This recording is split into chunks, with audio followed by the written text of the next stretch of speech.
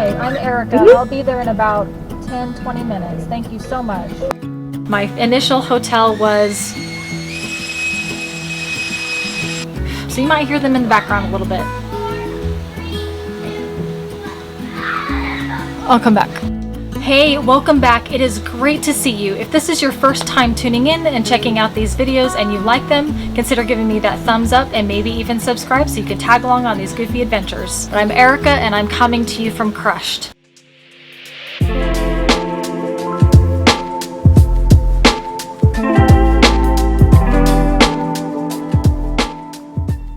In this week's video, I want to talk about what I learned planning and going on the solo quick trip to Dallas. And in next week's video, we're going to go ahead and switch gears and you guys are going to help me plan for my cruise. The 3 things that I learned about planning and going on this solo trip to Dallas are very similar to the things that I learned whenever we planned and went on our quick trip to Denver. So the 3 things are exactly the same. We've got making sure that I understand my route going to my destination and what's along the way and what's in the surrounding areas whenever I stop. The second thing is making sure that I fully vet the hotel that I'm staying at and check out the surrounding areas and also maybe even look at what the crime rate might be in that location. And the third thing is 48 hours is really the perfect amount of time for one of these quick trips so that you can disconnect from the daily grind and just recenter and come back recharged. So the first thing that I learned was looking at the route going to my location. So I was really comfortable with going to Denver. I'd done that a couple different times and I knew exactly where I was going to stop on the way,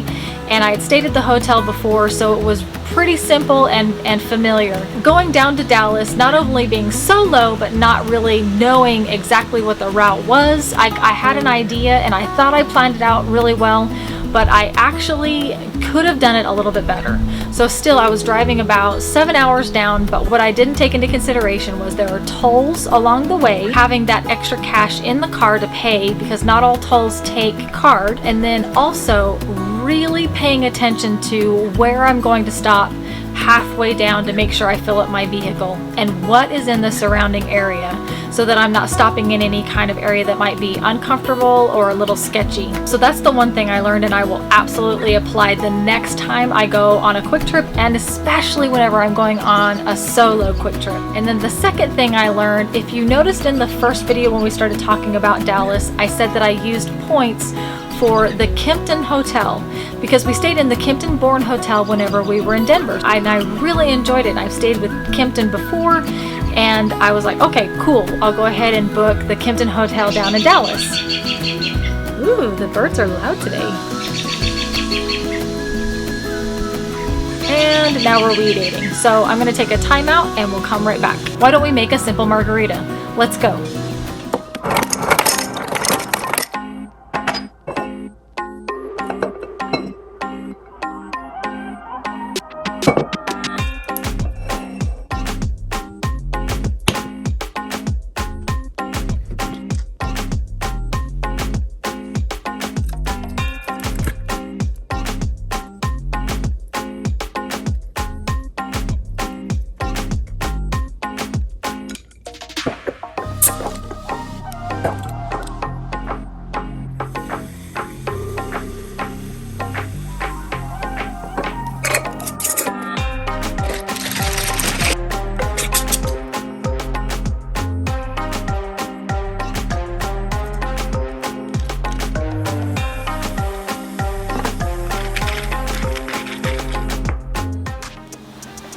And I've stayed at Kimpton hotels before, and I'd figured that one Kimpton hotel is just like the other. I didn't take the time to check out what the crime rate was in that location. I saw Kimpton and I was like, okay, cool. It had nothing to do with the hotel, but whenever I did show up to Dallas and in the area where the Kimpton hotel was located was a little uncomfortable for me. Not to the edge of my comfort zone, but I was past the edge of my comfort zone. And I ended up pulling over to a parking lot. The destination is on your right, the Pittman Hotel. Arrive. Okay, you know what? I don't think I'm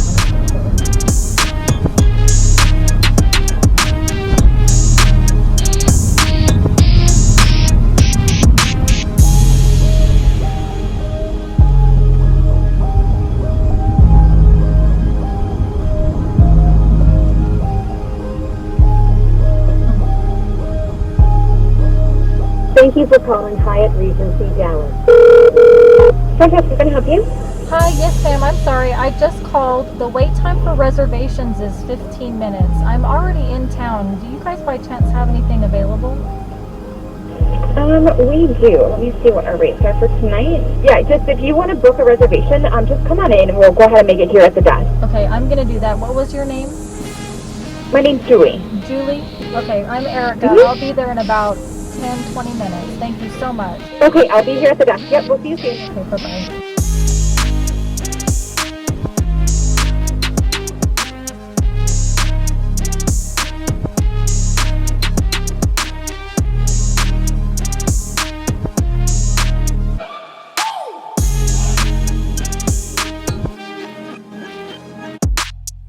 I looked around for another hotel and I found the Hyatt Regency, and I don't know why I didn't make that connection before, but the Hyatt Regency has one of those City Pass attractions located on site. I should have paid more attention to that and just booked the Hyatt Regency from the get-go. So that was something that I didn't take into consideration and I didn't budget for, so I canceled the reservation with the Kimpton.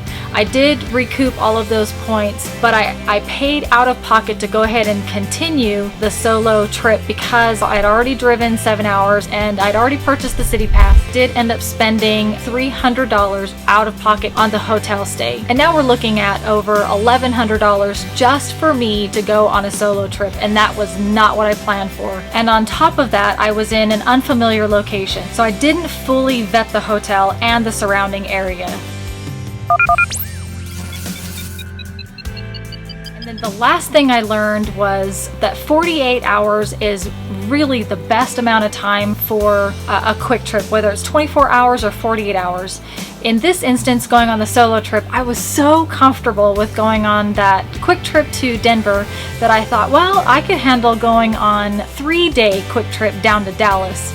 And all of the contributing factors ended up being a little bit overwhelming and increased my anxiety. I'd gone way past my comfort zone. I ended up cutting my trip early by 1 day and coming home at that 48-hour mark. Those are the things that I learned. You know, one, making sure that you really understand what route it is that you're going to take from your home to your destination and where you're going to stop along the way, and check out the surrounding areas of those pit stops for your trip. And make sure that you fully vet the hotel. So just because it's a hotel brand that you're used to and that you really like doesn't necessarily mean that that brand is going to be the best in every location. And again, it wasn't the hotel, it was just the location. It was incredibly unfamiliar to me and it was way past my comfort zone. And also looking at the surrounding areas. And then lastly, 48 hours is just the perfect amount of time for these quick trips. So all those contributing factors increase my anxiety, and that's the reason why I talk about getting to the edge of your comfort zone and not going way beyond. I did overall end up having a great time on the solo adventure, but I don't recommend going so far past your comfort zone to where you get to a point where you're anxious and you're not having fun. Because remember, the whole point of these quick trips